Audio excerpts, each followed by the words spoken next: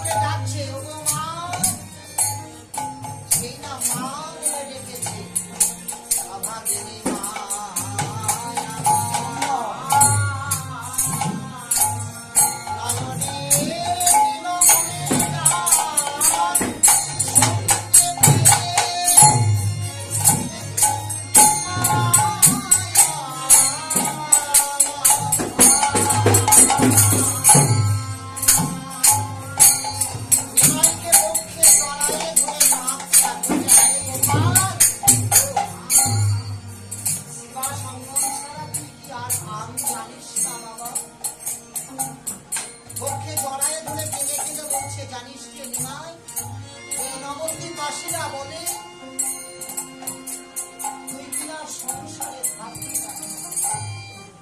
মা কাঁদছে দেখে মাকে সান্ত্বনা দেওয়ার জন্য আমার বউ সুন্দর বলছে, আচ্ছা মা তুমি কেঁদো না, মা তুমি কেঁদো না, জানো মা আজ মা সম্মনি সকল ভক্তের আশাকে পূর্ণ করেছি।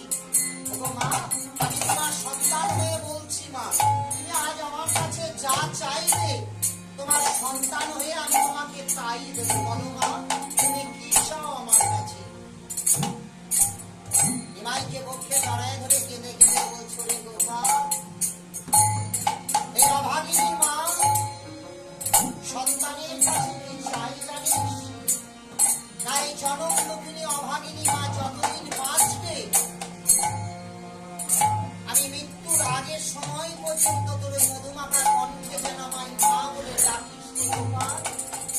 আর কি জানিস, এই নবদ্বীপবাসীরা বলে তুই কিনা বিদেশী হবে, তাই আমার ইচ্ছা, আমার মনের আশা, আমার চাওয়া কি জানিস, সন্তানের কাছে মা চাই জানিস না, সন্ন্যাসী না।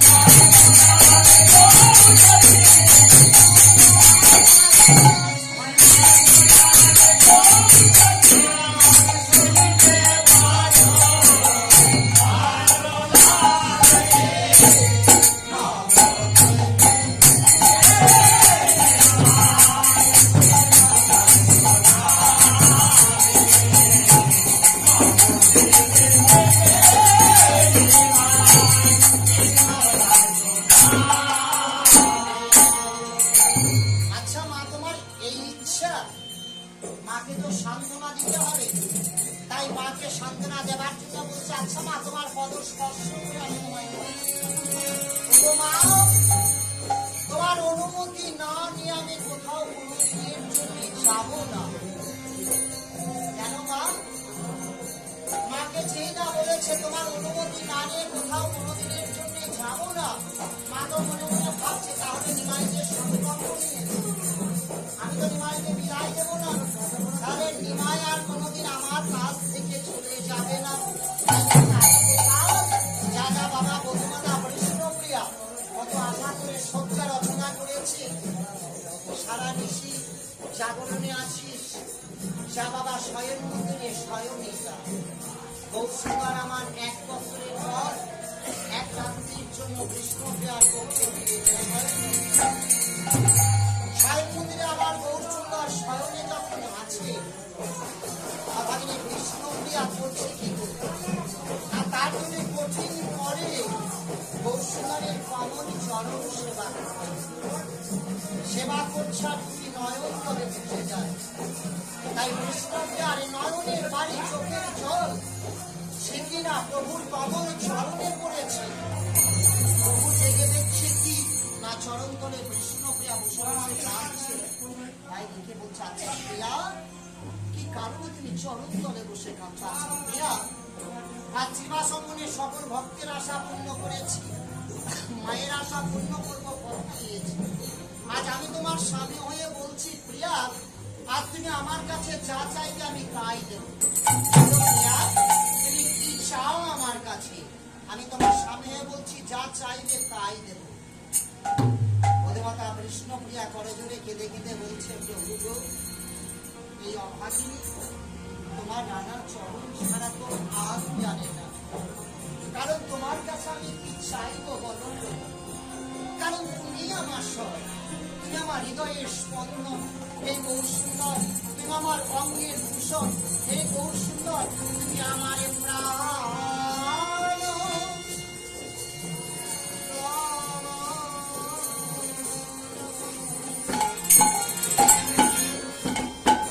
আমার